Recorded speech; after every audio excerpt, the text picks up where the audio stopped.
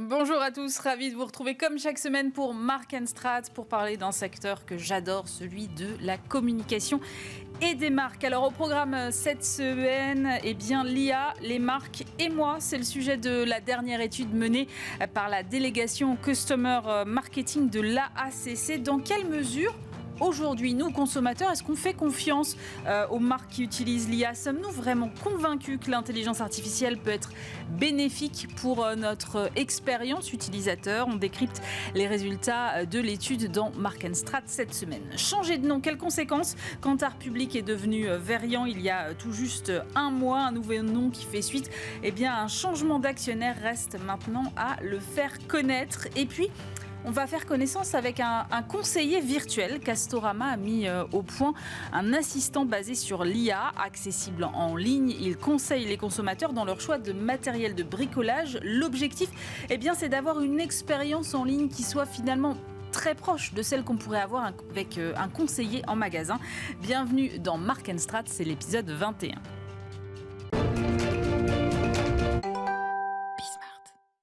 Et pour commencer cette émission, on va parler d'IA. Est-ce qu'on est prêt en tant que consommateur à accepter un petit peu d'aide de l'intelligence artificielle ? On en parle avec Olivier Vigneault, bonjour. Bonjour. Vous êtes le président de BETC Full Six, vous êtes également le président de la délégation Customer Marketing de l'AACC. Et dans ce cadre, vous avez réalisé une étude avec Opinionway, les Français et l'IA. Alors évidemment avec un prisme conso. Oui. Et l'un des premiers enseignements qui, moi, m'a quand même assez surpris, je dois dire, c'est que 64% des Français ne font pas confiance à l'intelligence artificielle pour améliorer leur expérience client. Comment ça s'explique ? D'où vient cette méfiance finalement ? Alors, moi aussi, j'étais très étonné, on l'a tous été à la délégation, parce qu'on imaginait qu'avec tout le bruit qu'il y a autour de l'IA, d'autant plus qu'on parlait aux Français de leur expérience avec les marques, donc quelque chose de pas si engageant que ça, apparemment, ils seraient beaucoup plus enclins à dire oui, pourquoi pas, ça va nous aider à améliorer l'expérience, et pas du tout, enfin pas du tout, 2 sur 3 en fait ne semblent pas prêts. Je pense qu'il y a beaucoup de bruit médiatique autour des dangers de l'IA. Vont-ils détruire l'humanité ? Il y a quand même des articles de ce niveau-là, hein. Il y a beaucoup de bruit autour de ça, et de la peur que ça peut représenter pour les emplois, notamment, parce que c'est une des premières raisons pour lesquelles les gens peuvent avoir peur de l'IA aujourd'hui. Dans notre étude, on le voit assez bien. Donc je pense qu'il y a finalement, en fait, on nous a beaucoup parlé de la courbe d'adoption très rapide de ChatGPT, qui était le plus, l'outil qui, dans l'histoire de la technologie, a eu la courbe d'adoption la plus extraordinaire. Mais néanmoins, dans la réalité de l'usage aujourd'hui, les Français se posent des questions, se disent que c'est une technologie qui est tellement méconnue qu'elle leur fait un peu peur, je crois. Mais en fait, c'est ça qui est intéressant, c'est que la question ne portait pas du tout ni sur les emplois, ni sur les autres sujets que vous venez de mentionner, c'était vraiment sur l'expérience client. Et ça, finalement, ils ne voient pas très bien l'utilité à ce stade ? C'est pas qu'ils voient pas l'utilité, parce qu'ils nous disent que ça peut faire gagner du temps, ils nous disent que effectivement c'est très efficace, mais déjà ils ont une méconnaissance, c'est-à-dire que plus de 60% d'entre eux nous disent qu'ils n'ont pas été confrontés à une IA dans leur expérience, qu'elle soit professionnelle ou personnelle. Alors que, en fait, on a tous un smartphone entre les mains, donc ne serait-ce que la prédiction de texte, par exemple, c'est de l'IA, le mot suivant qu'on nous suggère. Mais en fait, c'est pas si net les frontières. Je pense qu'il y a une confusion aussi entre Gen AI, donc la génération d'images et de textes, un peu impressionnante que peut faire Midjourney ou ChatGPT, et puis des usages d'algorithmes qui sont déjà très habituels, mais dont on ignore finalement la part d'IA intrinsèque. Et donc c'est parce qu'ils connaissent pas. En fait, ils savent pas vraiment quels en sont les contours, je pense. Est-ce qu'il y a des niveaux d'acceptabilité différents selon des secteurs d'activité, par exemple ? Est-ce que en fonction de... Absolument. Alors ça, on a voulu creuser ça parce qu'on s'est dit, puisqu'on se parle d'expérience client, à quels endroits on va pouvoir y aller, tout simplement. Qu'est-ce qu'on peut faire ? Et assez naturellement, en fait, ils sont plus prêts à avoir l'aide d'une IA dans leur parcours d'achat, quand il s'agit de mode, quand il s'agit d'électroménager, par exemple, quand il s'agit de culture, de musique, etc. Et beaucoup moins quand on va leur parler de santé, de finances, d'immobilier. Donc des choses plus engageantes ou qui leur font un petit peu plus peur. Donc c'est assez logique, hein. Ils sont prêts à y aller sur des sujets, disons, plus légers, où il y a moins de risques. Il y a une différence de génération aussi ou pas ? Oui, Ouais. absolument. Ouais, il y a une différence de génération assez claire. La Gen Z, c'est probablement la génération IA. C'est-à-dire que eux, par exemple, en fait, il y a eu seulement 8% des Français qui déclarent avoir compris ce dont il s'agit. Donc ils sont assez honnêtes, en fait, hein, parce que finalement, quand on leur demande est-ce que vous avez tout à fait compris, il n'y a que 8% qui disent ça, donc ils mentent pas. Chez les moins de 34 ans, c'est pas non plus les tout jeunes, mais chez les moins de 34, ça passe à 15%, donc c'est quand même significativement plus. Et eux, de manière plus globale, à 2/3, ils sont prêts à ce que l'IA les aide dans leur expérience. Donc on voit que c'est comme le digital, en fait. C'est de cet ordre-là. C'est une nouvelle génération qui a de nouveaux usages et qui va considérer que c'est un outil naturel. Et ce n'est pas le cas des plus vieux. Pour revenir à ces 64% qui font pas confiance à l'intelligence artificielle, comment est-ce que les marques doivent se positionner vis-à-vis d'elles ? C'est-à-dire, est-ce qu'elles doivent faire davantage de pédagogie ? Est-ce qu'elles doivent, quand il y a un service qui utilise l'IA, l'afficher clairement ? Ou au contraire, vaut mieux le faire passer sous le radar parce que sinon ça va mal passer ? Comment vous voyez les choses ? Alors, il ne faut surtout pas faire passer sous le radar, bien sûr. Dès qu'il y a une crainte, en fait, le seul levier, c'est la transparence, le seul levier, c'est la pédagogie. C'est ce que nous disent d'ailleurs les plus jeunes. Ce sont eux qui nous alertent le plus sur leurs attentes de transparence en la matière. C'est-à-dire que dès lors qu'il y a l'intervention d'un modèle de langage de type IA et qui vraiment va influer sur les choix qui peuvent être faits dans un parcours client, il faut le dire très clairement. Il faut surtout que ce soit dans un cadre où on leur dit vos données, on va les utiliser comme ci, comme ça. On ne prétend pas qu'il y a un humain alors qu'il n'y en a pas. Enfin, ce qui semble de l'évidence, hein, d'ailleurs. Oui. C'est absolument naturel de faire ça. Mais il faut l'avoir en tête parce que, en fait, comme c'est imparfait, si on se retrouve dans un environnement qui a été boosté par de l'IA et que finalement les réponses ne sont pas toujours toutes pertinentes, ce qui est forcément le cas de temps en temps, on pardonne plus quand on a dit la vérité, quand on a été clair. Et ça va être aussi d'autant plus important dans ce qui va se passer assez vite, qui va être en tout cas c'est ma conviction, le fait de déléguer des choix de produits à une IA. C'est-à-dire que demain, finalement, pour faire les bons arbitrages financiers, si j'ai un panier de choses à acheter et que j'ai une IA qui va pouvoir, à ma place, faire tout ce qui prendra un temps fou, c'est-à-dire évaluer les différentes propositions, qualité-prix, etc., et me faire une proposition de ce qui serait le mieux pour moi, ce qui est quand même un bénéfice formidable. Il faut quand même avoir rudement confiance dans l'outil pour faire ça. Aujourd'hui, pour l'instant, les Français ne sont pas prêts à ça. À 57%, ils nous disent non, même si c'est alors qu'on est quand même dans une période où on fait attention à nos sous. 57%, ils nous disent non, je ne suis pas prêt à déléguer, même pour avoir un bénéfice financier significatif. Pour l'instant, je ne suis pas prêt à déléguer mes achats, mon panier, à une IA, parce que je perds un peu de maîtrise. Enfin, cela dit, il y a quand même plus de 30% qui sont OK. Donc, c'est quand même une majorité qui n'est pas prête. Mais demain, quand on ira sur des usages de cette nature, parce que c'est sûr qu'on va vers là, il faut qu'on soit dans un environnement extrêmement rassurant. Ça veut dire que demain, par exemple, je pourrais faire mes courses en ligne et dire à l'IA OK, j'ai fait mon panier, maintenant enlève-moi ce qui n'est pas bon pour la santé, enlève-moi... Ouais. En fait, on peut la briefer. Voilà, je voudrais un menu de fête où je voudrais tout simplement mes courses quotidiennes, mais en dépensant 20% de moins, parce que là, c'est un peu dur ce mois-ci. Donc, quels sont les arbitrages les plus intéressants que tu peux me proposer ? Mais ça, les Français n'en ont pas encore conscience que ça peut aller à ce niveau-là, si ? Pas complètement, non, pas complètement, puisque en fait, là, quand on leur pose la question, ils ne sont pas encore prêts, mais c'est quand même, on va vers là, puisque finalement, c'est une façon de faire des arbitrages dans un panier, dans un champ de possibles, donc c'est tout à fait atteignable. La question, c'est l'usage qui va être fait par les gens, de plus en plus d'outils conversationnels qui vont les familiariser avec ça. C'est encore très rare en fait. Il y a beaucoup de communication, mais il n'y a pas tant de marques qui ont mis entre les mains aujourd'hui des outils qui soient vraiment performants. Donc c'est ChatGPT en fait la référence. Et je crois qu'aujourd'hui il n'y a que 30% des Français qui l'ont essayé. C'est beaucoup, hein, mais bon. C'est déjà pas mal. Ça fait quand même 70% qui ont pas tenté. Donc dès lors que, comme c'est quand même assez exceptionnel quand on les utilise, ils vont commencer à réaliser en fait que effectivement c'est une aide précieuse. Je pense qu'il faut qu'il y ait quelques marques très rassurantes, très référentes qui vont faire ce travail d'éducation et qui vont montrer que oui, finalement c'est jamais qu'un outil très performant qui va m'accompagner et dont je n'ai pas à avoir peur. Vous parliez tout à l'heure de la Gen Z qui, en quelque sorte, demande des garanties, notamment sur les données. Est-ce qu'il y a d'autres exigences ? Est-ce que, par exemple, ça va jusqu'à demander une technologie française derrière ou on ne va pas jusque-là encore pour l'instant ? Alors, on n'avait pas abordé la... C'était une bonne question, on aurait dû la poser. En fait. Que vous seriez rassuré par une technologie française ou européenne.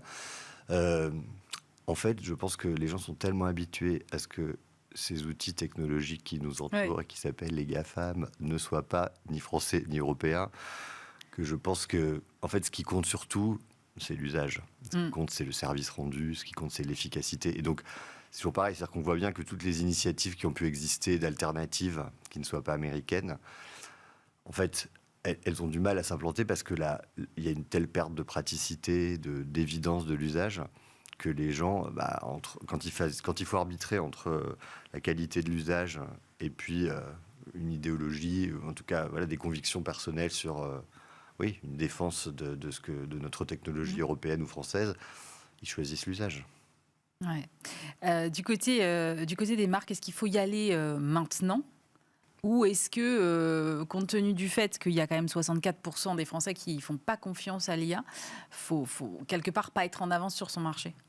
Moi, je pense qu'il faut y aller, mais il faut y aller déjà en étant dans une proposition qui n'est pas évidemment le seul chemin possible dans le parcours client. Donc c'est toujours une alternative, évidemment, ça ne doit pas remplacer. Voilà. On ne peut pas tout d'un coup se dire, tiens, mon site d'e-commerce, en fait, ce n'est plus qu'une interface conversationnelle et puis je vous perds dans les usages que vous avez aujourd'hui. Enfin, ça serait ridicule.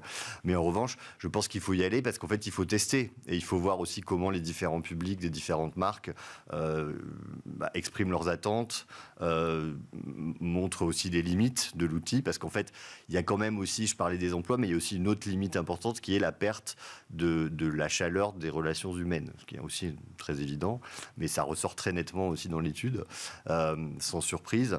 Et donc ça veut dire que, en fait, il faut probablement trouver, comme toujours, un usage de ces outils qui soit au service de quelque chose à la fin qui soit plus humain, donc qui donne du pouvoir aux vendeurs, qui donnent du pouvoir aux marques à travers les gens, les vivants, les humains qui l'incarnent, de donner une meilleure expérience, mais en aucun cas se substituer à eux. Et il y a des endroits où ça va être de la substitution, parce que c'est tellement pratique et efficace, mais il faut quand même qu'on trouve une place à l'humain là-dedans, parce qu'en fait, ça, c'est une des grandes peurs. Donc ça veut dire qu'il faut le faire, oui, mais en trouvant finalement, en testant, je pense, la manière d'utiliser l'IA pour qu'elle se mette le plus possible au service de l'humain. C'est ça probablement la voie maîtresse. Merci beaucoup Olivier Vigneault. Je rappelle que vous êtes le président de BETC Full Six et président de la délégation Customer Marketing de la HACC. Merci. Et on reçoit à présent Laure Salvin, bonjour. Bonjour. Alors Laure, vous êtes directrice générale de Verian, mais Verian, jusqu'il y a peu, ça s'appelait Kantar Public. Peut-être qu'on peut revenir déjà sur ce que vous faites aujourd'hui. Quel est le métier de Verian ex-Kantar Public ? Alors, effectivement, c'est traditionnellement un institut de sondage. Donc, Kantar Public, c'était la branche de Kantar qui était spécialisée dans les études d'opinion politique, secteur public, en fait, sur des enjeux sociétaux, des enjeux d'opinion. Donc, qu'est-ce qu'on fait concrètement ? On fait des études d'opinion classiques, c'est-à-dire que pensent les Français, par exemple, de l'IA, que pensent les Français de la réforme des retraites, ce genre de choses. Quels sont les besoins des Français en matière de pédagogie, par exemple, sur la sécurité routière ? Comment inciter les Français à davantage mettre leur ceinture, à ne pas téléphoner au volant ? Enfin, voilà. Toute une série d'études comme ça, comportementales aussi, sur des sujets du quotidien. On fait aussi de l'évaluation des politiques publiques. Quel est l'impact des politiques publiques auprès de leur public ? Au final, est-ce qu'elles sont efficaces ou pas ? Et puis, on fait également des grandes enquêtes statistiques pour l'INSEE, la DARES, l'adresse, etc., qui permettent d'avoir des données statistiques de la population, parce qu'on sait très bien que l'INSEE ne fait pas... ne produit pas toutes les données statistiques, et alors on fait ça. Donc en fait, nous, notre métier, c'est vraiment de produire de la donnée d'opinion ou statistique sur les Français, sur des sujets très variés, mais toujours parce qu'on a donc cette spécificité publique dans le domaine public, ou en tout cas sur des sujets d'intérêt général. Et alors, ce changement de nom, ça fait suite à un rachat par un fonds d'investissement. Vous avez quitté Kantar. Comment est-ce que vous avez travaillé ce changement de nom pour aboutir à Verian ? Alors, c'est vrai que déjà, ce n'est pas le premier changement de nom. Pour rappel, on était la Sofres. Donc, ah oui, effectivement. Voilà. Donc, la Sofres dans les années 60, rachetée par Taylor Nelson, donc, qui TNS Sofres, absolument. Voilà. Et puis ensuite, rachetée par Kantar, et donc Kantar. Donc, c'est vrai que là, c'était pas... Quelque part, on s'attendait à ce changement de nom. La stratégie, c'était justement de sortir du groupe Kantar, en fait, qui était très spécialisé sur la grande conso, l'automobile, le food, etc. Et finalement, nous, dans le secteur public, on pouvait avoir parfois des conflits d'intérêts. Vous voyez, ou alors, finalement, le sentiment que les outils qui étaient développés par Kantar n'étaient pas complètement adaptés aux outils qui sont très ad hoc pour les clients publics ou les clients privés, mais sur des sujets vraiment d'intérêt général. Donc, on a souhaité sortir de Kantar. Donc, on a contacté plusieurs acheteurs potentiels et on a proposé à Kantar, voilà, on a cet acheteur qui serait OK pour acheter donc, Kantar, toute la branche Kantar public dans le monde. Donc, c'est 800 salariés. On est dans 20 pays dans le monde. Et donc, bon, voilà, négociations, etc. Ouais. OK, donc on n'a pas du tout rejoint un groupe ou quoi que ce soit, on a créé une entité complètement indépendante. Alors pourquoi Verian ? Donc il fallait un nom international qui n'ait pas de connotation spécifique dans un pays ou un autre. On a testé plus de 200 noms et systématiquement, soit ça voulait dire quelque chose d'un peu bizarre dans un pays, soit la marque était déjà prise dans un autre pays. La Sofres était encore libre, mais... Depuis la Sofres, on a quand même tellement changé qu'effectivement, c'était compliqué de reprendre. Et Verian, en fait, on s'est dit, nous, notre métier, il est basé sur la donnée, sur la preuve, sur les faits. Et donc, on a pris la racine latine de Verian, veri, fait, vérité. Et donc, voilà, on est parti de là. Et on voulait quelque chose d'assez court, justement, pour que ce ne soit pas trop compliqué à dire. Et puis, surtout, qu'il y ait un certain impact. Ça fait un petit mois qu'on a changé de nom, donc Verian, c'est pas encore complètement connu, mais enfin bon, ça y est, on commence à entendre ici ou là, Verian, ah oui, ancien Kantar, ah oui, ancienne Sofres. On parle encore de la Sofres, c'est dingue. C'est vrai que ça a eu quand même une certaine notoriété pendant assez longtemps. Moi, je me demandais comment c'est pris quand on change comme ça de nom par l'interne. Alors, l'interne a toujours un petit peu peur des changements. C'est ça. Donc, qu'on change d'investisseur, par exemple, ou qu'on change de nom, il y a toujours des craintes, effectivement, sur est-ce qu'on va continuer à être repéré en tant qu'institut de sondage, est-ce qu'on va continuer à faire appel à nous, etc. Comme c'est vrai que la Sofres a connu de nombreux changements de nom, et encore jusqu'à il n'y a pas très longtemps, Kantar, c'est vrai qu'on s'est un petit peu habitué. En tout cas, pour les plus anciens, on est un petit peu habitué. Et finalement, ça se passe plutôt bien. Il y a un petit effort au départ à faire, effectivement, de répétition. N'oubliez pas, on a changé de nom. N'oubliez pas, on a changé nos adresses mail aussi. C'est surtout ça, finalement. Mais finalement, les clients nous disent, bon, que vous appelez Verian, Kantar, Sofres, en fait, on vous connaît, on sait à peu près pourquoi on fait appel à vous. Donc effectivement, il y a tout cet accompagnement de l'interne. Et je pense que ce qui est important aussi, c'est que justement, le nom ait un sens. Et là, on a souhaité justement travailler sur le sens qu'on donnait à Verian pour qu'il puisse dire quelque chose de notre entreprise, de notre objectif, etc. Quelles vont être vos ambitions donc, pour ce Kantar public revisité, mais qui finalement ne change entre guillemets que de nom ? Qui change que de nom, qui est un peu augmenté parce qu'en fait, le fait de sortir du groupe Kantar et d'avoir un nouvel investisseur, ça nous a permis quand même de pouvoir justement investir sur des outils qui sont nécessaires dans le secteur public, qui sont spécifiques à nos études. Nous, notre ambition, finalement, c'est de pouvoir continuer à aider nos clients, et notamment nos clients publics, à améliorer l'action publique, parce que finalement, il y a un engagement qui est quand même spécifique quand on travaille pour le secteur public. Donc, moi, ce que j'espère, c'est qu'on reste à la fois, finalement, aussi solide, aussi sérieux, aussi rigoureux que Sofres, Kantar, mais qu'on apporte une petite touche aussi d'innovation, de modernité, et puis vraiment de spécificité. C'est la seule boîte internationale comme ça d'études dédiées au secteur public. Donc j'espère qu'on va le rester longtemps. C'est un vrai challenge parce que traditionnellement on dit il y a le secteur privé qui récupère un petit peu le secteur public parce qu'évidemment ce ne sont pas les mêmes budgets, ce ne sont pas les mêmes marges, etc. Moi, j'y crois. Je pense que ça peut marcher. L'ambition aussi, c'est de pouvoir bénéficier des expériences de nos collègues à l'étranger. Nos collègues anglais travaillent pour le gouvernement anglais. En Allemagne, c'est pareil, etc. Et ce sont exactement les mêmes sujets qu'en France. Et on voit à quel point il peut y avoir des synergies, et y compris pour les gouvernants français. C'est très intéressant de pouvoir être mis en contact avec d'autres pays qui ont eu exactement les mêmes enjeux à affronter. Merci beaucoup Laure Salvin. Je rappelle que vous êtes donc directrice générale de Verian. Et finalement, on va boucler la boucle avec ce qu'on disait un petit peu en début d'émission, avec un cas pratique, puisque je reçois Romain Rouleau. Bonjour. Bonjour. Vous êtes directeur digital marketing et client de Castorama France. Castorama qui a lancé, je crois que c'était en novembre dernier, avec Razorfish France, son premier agent conversationnel de bricolage basé sur l'IA. Alors vous dites même conseiller virtuel. Tout à fait. D'abord, j'aimerais savoir comment vous avez eu cette idée, quel était le besoin de départ?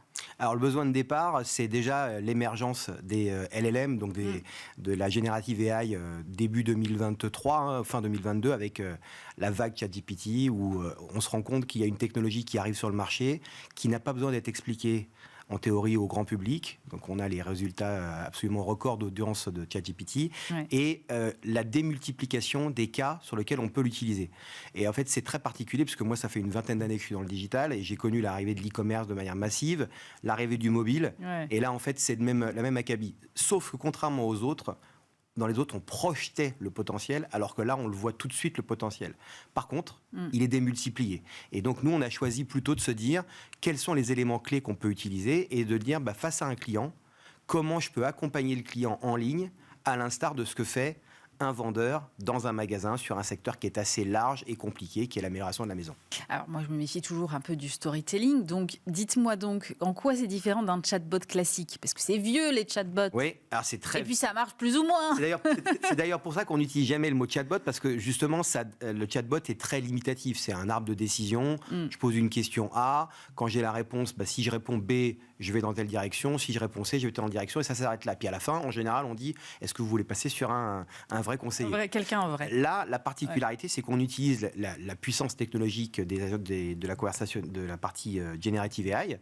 On a en plus, nous, développé un système autour chez Kingfisher qui permet de sécuriser. Kingfisher qui est votre actionnaire. Kingfisher qui est notre actionnaire, tout à fait. Et qui permet de contrôler, de mesurer, parce qu'évidemment, comme on est en libre accès aux clients, on doit s'assurer que quand même on reste dans un cadre qui est celui de notre environnement, qui est la maison.